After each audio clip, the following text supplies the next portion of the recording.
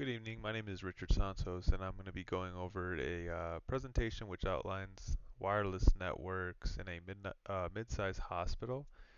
The overall purpose of this presentation is to provide a comprehensive plan for implementing a high-performance and secure network in a mid-sized hospital.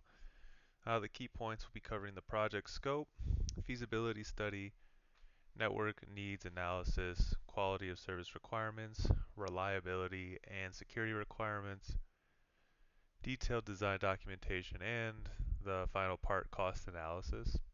So going over the project scope, to briefly summarize it, uh, the coverage will include, meaning the wireless access points in the wireless network. It'll include waiting areas, operating rooms, the hospital labs, offices, and then patient care areas. This support will be essential for healthcare applications such as telemedicine, medical imaging, uh, health records, so the goals, it's just to facilitate clinical workflows and improve patient care overall, the enhancement of operational efficiency and communication among healthcare workers and patients visiting or guests. This also will integrate emerging healthcare technologies with asset tracking and other Internet of Things devices. The target users and audience is mainly healthcare professionals, the admin staff, patient and visitors, like mentioned. The connectivity requirements. We'd like to work towards low latency communication for the medical staff, business software for administrators, and of course, having visitors have some sort of entertainment on the network. Assuming the design of this, the most optimal coverage with access points throughout the hospital is the ideal concept for this presentation. And of course, having any mech mechanism for failover for continuous operation and always staying compliant with security regulations, HIPAA, and things of that nature.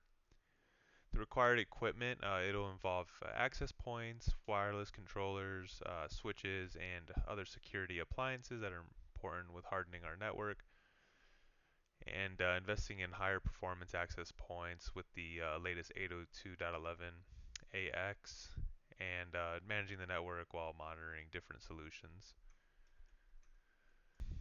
All right, and moving on to the feasibility study. We'll go over the objectives of the network here with a few points. So we obviously want reliable connectivity throughout the hospital, the support of critical healthcare appliances, always complying with regulatory requirements for the hospital, high performing infrastructure for bandwidth services, or high intensive bandwidth services, excuse me, and the implementation of strong security. As for the users, healthcare professionals, that we want them to obviously have quick access to patient records and imaging, and all in real time. The administrative staff, we want to work towards just having their business applications and services up and running at all times, and for patients and visitors, just having internet access for communication and entertainment.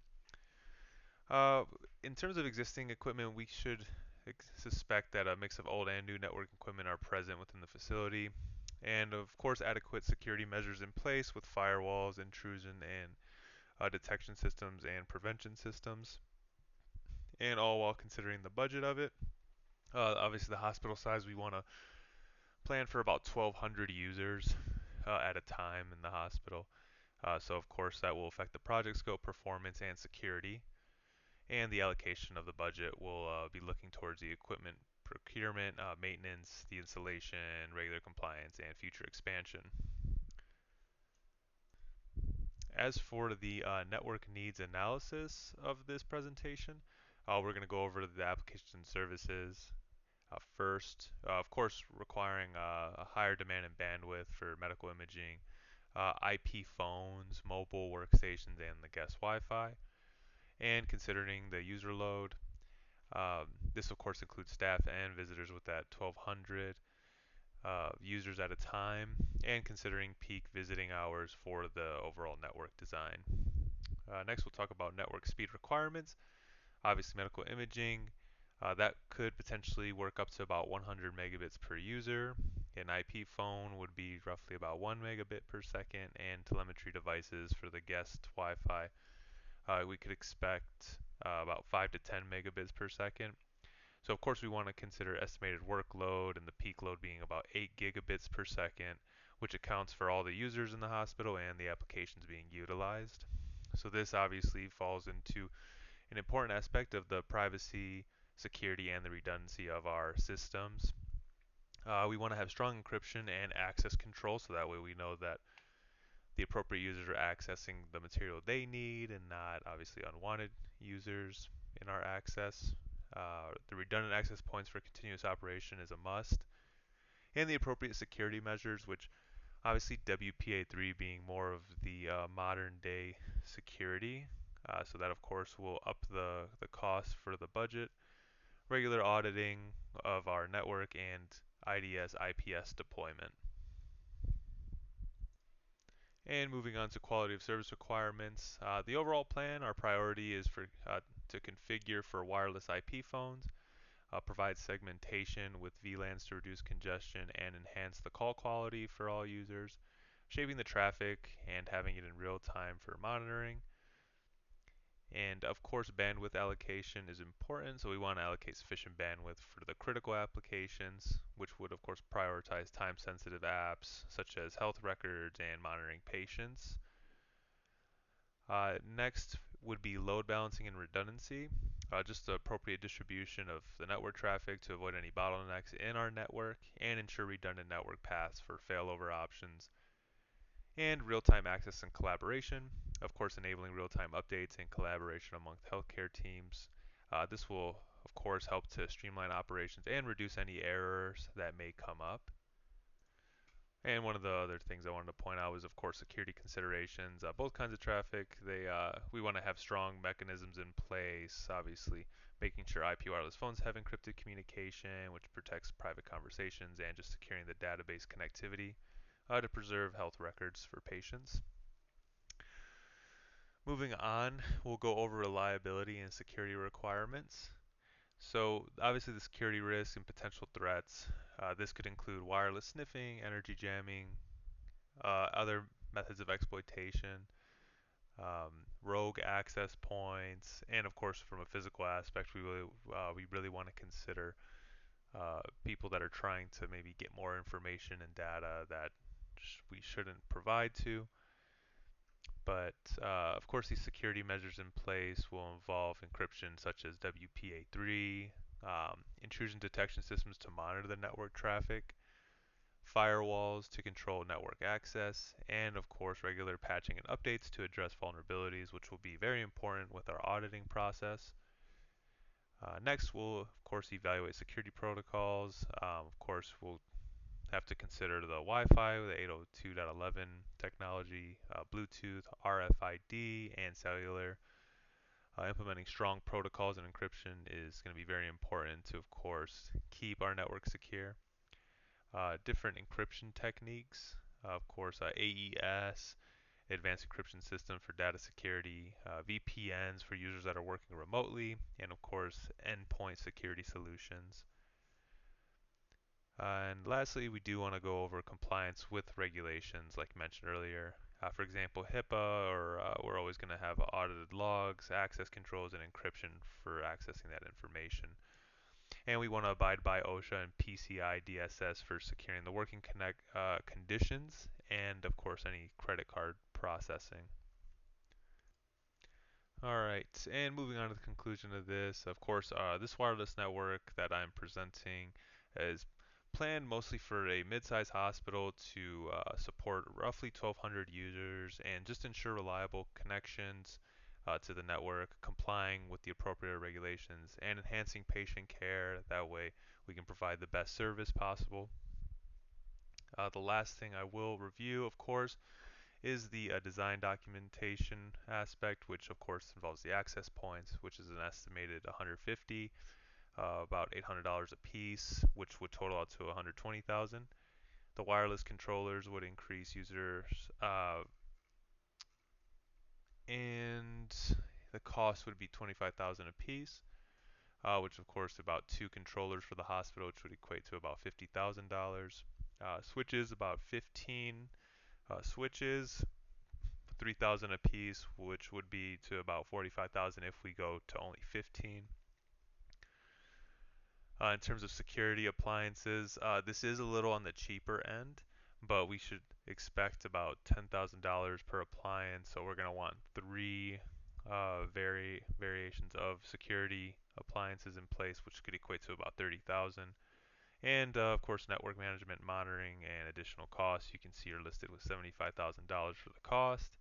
And the installation can range depending on how much you want to increase the complexity of the configuration, and of course, continuous maintenance and support, kind of depending due to the infrastructure and our plans to expand.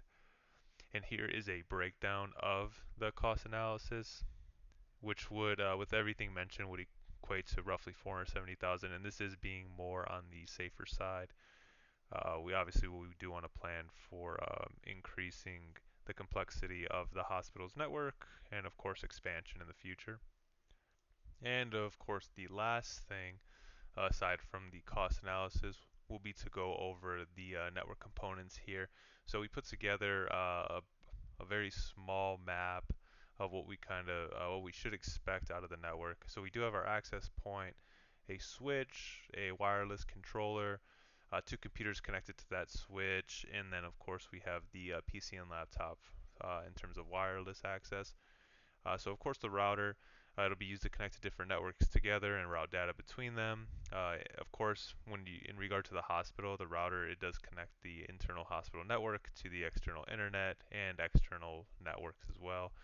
It is relevant just because it enables internet access for the hospital, allowing healthcare providers and other users to access resources, telemedicine services, and of course to communicate with external parties outside of the network.